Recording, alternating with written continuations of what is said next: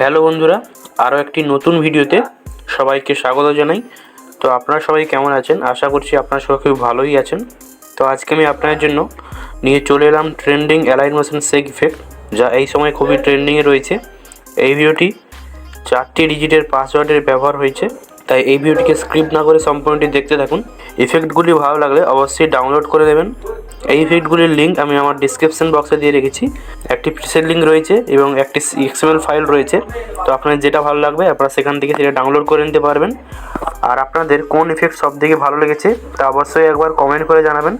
তাহলে আর দেরি না করে আজকের এই ভিডিওটি শুরু করা যাক।